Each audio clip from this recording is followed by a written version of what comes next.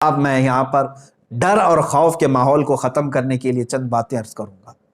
کس سے خوف کھاتے ہو؟ ظالموں سے، موجودہ حکومتوں سے، کہ یہ پریشر کریں گے۔ میرے عزیزو، یہ اس سے بڑھ کر کے تمہارے لیے سعادت کی بات کیا ہے؟ اے گروہ علماء، جماعت علماء، یہ شعر کب کام آئے گا جو بار بار آپ اپنی تقریروں میں کہتے ہو، کروں تیرے نام پہ جاں فدا، نہ بس ایک جاں دو جہاں فدا؟ یہ عمل میں کب آئے گا؟ خالی تقریر میں آئے گا؟ لوگوں کے جذبات اور ان کے نعروں کے لیے آئے گا؟ اگر موقع آ گیا تو چلو، حضور کے نام پر جان فدا کرنا ہے تو چاہے وہ حکام کے ہاتھ سے ہو یا جیل کے سلاخوں سے ہو یا پھانسی کے پھندے سے ہو۔ حضور پاک صلی اللہ تعالیٰ علیہ وسلم کی عزت پر جب بات آ گئی ہے تو ہونا تو یہی چاہیے تھا کہ کلیجہ پھٹ جائے۔ آج اتنی غلیظ گالیاں سننے کے بعد آدمی آپے سے باہر ہو جاتا ہے۔ میرے عزیزو، آپ کے باپ کو اور ماں کو کوئی گالی دے دے تو آپ برداشت نہیں کرتے، پولیس اسٹیشن بعد میں جاتے ہیں، پہلے ہی اس کے ساتھ آپ پتہ نہیں کیا کیا معاملات کر جاتے ہیں۔ یہاں مجھے حیرت ہو رہی ہے، افسوس ہے اس بات۔ یہ باتیں میں اس لیے عرض کر رہا ہوں کہ اب مجھے امید نہیں رہ گئی کہ یہ حکومت وقت ہمارا کچھ سنے گی، اس لیے کہ جگہ جگہ پردرشن، جگہ جگہ پروٹیسٹ، FIR، کیا نہیں کر لیا ہم لوگوں نے۔ سب لوگ گہار لگاتے تھک گئے۔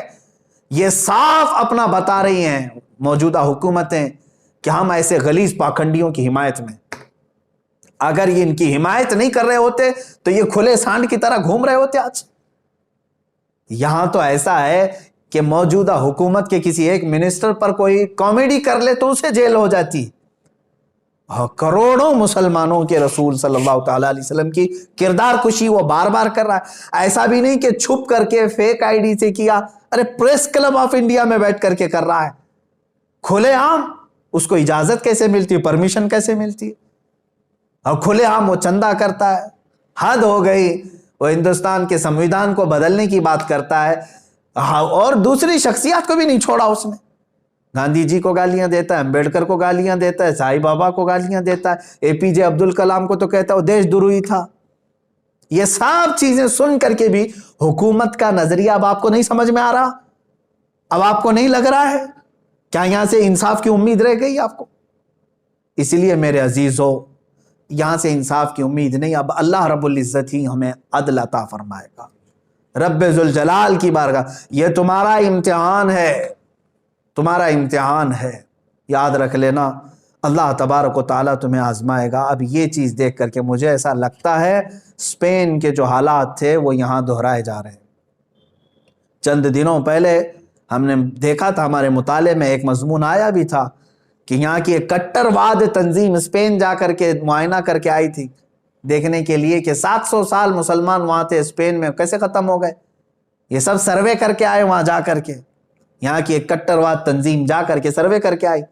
وہاں کے دانشوروں نے ان کو بہت ساری باتیں بتائی، جس میں سے ایک بات یہ بھی بتائی تھی کہ ہم نے سب سے پہلے مسلمانوں کے دلوں سے عشق رسول ختم کر دیا تھا، رسول پاک کو سیریس لینا ہم نے ان کو ختم کروا دیا تھا، علماء سے ان کو دور کر دیا تھا، ہم نے علماء کی نفرت ڈال دی تھی۔ اسی پر آج یہاں عمل کیا جا رہا ہے ہمارے ملک میں۔ دیکھو آج ہماری عوام علماء کے خلاف کیسی کیسی بکواسیں کرتی ہے۔ آج کے حالات میں بھی علماء کو ہی کوس رہے ہیں لوگ۔ مولانا لوگ کیا کر رہے ہیں؟ زکوٰۃ وصول کرتے ہیں بیٹھ جاتے ہیں، چندے کرتے ہیں بیٹھ جاتے ہیں۔ یہ سب تمہاری جو زبانیں لمبی ہو رہی ہیں علماء کے بارے میں، یہ بھی ایک سازش کے شکار ہو تم۔ میرے عزیزو، ٹھیک ہے علماء اگر کوئی سستی کر رہا ہے، بولنے کا ایک طریقہ ہوتا ہے۔ کیا آپ اپنے باپ کو ایسے ہی کہتے ہیں باپ میرا آج گھر میں کیوں بیٹھ گیا، ڈیوٹی پہ کیوں نہیں گیا؟ ادب ہے، تمیز ہے، سلیقہ ہے، پوچھا جاتا ہے کیا آپ کو کوئی تکلیف تو نہیں ہے، میں آپ کے ساتھ کھڑا ہو جاؤں، آپ بھی آگے آ جائیے۔ یہاں کے حالات دیکھ کر کے بھی مجھے یہی لگتا ہے کہ علماء سے ان کو دور کیا گیا ہے۔ بہت سارے تو ہیں علماء کی نفرت میں جی رہے ہیں آج۔ دوسری چیز، عشق رسول کو ختم کرنے کا جو ایک بہت بڑا مشن چلایا گیا تھا وہ بھی یہاں پر چل رہا ہے۔ اسی سے اندازہ لگاؤ میرے عزیزو، آج غلیظ گالیاں میرے رسول پاک کو دی گئی ہیں۔ پورے ہندوستان بھر میں تقریباً 300 کے قریب MLA ہیں، ان میں سے کتنے لوگ اپنے پاور کا استعمال کر کے اس کی زبان روکنے کا مطالبہ کیے؟ کون ہے؟ تم نے کون سے نبی کا کلمہ پڑھا ہے؟ کس رسول کا کلمہ پڑھے ہو؟ میں تمام جو عہدے دار ہیں ان سے پوچھتا ہوں، ان کے دلوں میں ایمان رہ گیا کہ نہیں رہ گیا؟ اب پھر میں آپ کو بتاتا ہوں، میں نے ایک جملہ کہا تھا، اگر اس وقت جو میں آواز اٹھا رہا ہوں، ظاہر سی بات ہے مجھے میرا انجام معلوم ہے، پھر بھی اللہ رب العزت کی ذات، رب ذوالجلال کی ذات جو چاہے وہی ہوگا۔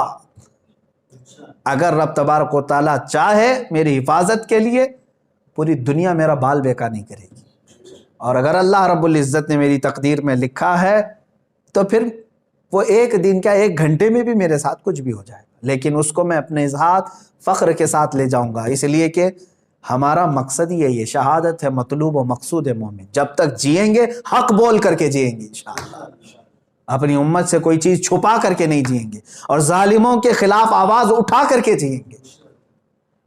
مجھے ان کی بات یاد آتی ہے، علامہ کفایت علی کافی رحمۃ اللہ علیہ، انگریزوں نے پکڑ کر کے جانتے ہیں، رات کے وقت ان کے کپڑے اتار کر کے ان کے جسم پر استری پھیرتے تھے، گرم استری پریس پورے جسم پر لگاتے تھے، جب چمڑی جل جاتی تھی، ظاہر سی بات ہے پریس لگ جائے جسم پر، چمڑی جل جائے، ایک عالم ربانی کی بات کر رہا ہوں، جب جسم جلتا تھا تو انگریز نمک آپ کے جسم پر چھڑکتے تھے، اس جلی ہوئی چمڑی کے اوپر نمک چھڑکتے تھے، لیکن اس عالم باوقار نے، عالم حقانی نے ایک بار بھی ٹس سے مس ہونے کا فیصلہ نہیں کیا، کبھی ارادہ نہیں کیا، مسلسل کئی دنوں تک یہ تکلیف ان کو دی گئی۔ اس کے بعد مراد آباد کے بھرے چوراہے میں لا کر کے مجمع عام کے سامنے ان کو پھانسی پر لٹکایا جائے۔ جب ان کو لا کر کے سارے مجمع میں پھانسی دی جا رہی تھی تو مجمع تھا اس وقت بھی، لوگ کچھ رو رہے تھے، کچھ دیکھ رہے تھے۔ کفایت علی کافی رحمۃ اللہ علیہ کے متعلق لکھا گیا ہے کہ جب وہ جا رہے تھے تو ان کی پیشانیوں پر ذرا برابر بھی کوئی فکر کے آثار نہیں لگ رہے تھے، خوشی سے جا رہے تھے۔ پھانسی پر لٹکنے سے پہلے ہی جانتے ہو آپ، انہوں نے میسج دیا تھا اپنی قوم کو کہ آخری مرتبہ ہے لوگوں سن لو۔ اگر ان کی آخری کوئی خواہش تھی تو صرف اتنی تھی کہ ایک بار رسول پاک کی شان میں نعت پڑھ لیں، جس کے لیے ہم نے زندگی گزاری۔ اور کیا کہا بھی کیا انہوں نے، اللہ اکبر، کوئی گل باقی رہے گا نہ چمن رہ جائے گا، پر رسول اللہ کا دین حسن رہ جائے گا، سب فنا ہو جائیں گے حشر تک، سب فنا ہو جائیں گے کافی وہ، لیکن حشر تک نام حضرت کا زبانوں پر چلن رہ جائے گا۔ یہ پورا کا پورا سسٹم لے کر کے بھی اسلام کے خلاف کھڑے ہو جائیں۔ ایک پاکھنڈی زہر اگل رہا ہے ایک جگہ گوفے میں بیٹھ کر کے، کیا سمجھتا ہے کہ اسلام کو ہلا دے گا؟ یاد رکھنا، اسلام یہ گڈی گڈے کا کھیل نہیں ہے، اس کی جڑیں تحت الثری میں ہیں اور اس کی شاخیں اوج ثریا پر ہیں۔ الحمدللہ، اسلام تیری نبض نہ ڈوبے گی حشر تک، تیری رگوں میں رواں خون ہے چار یار۔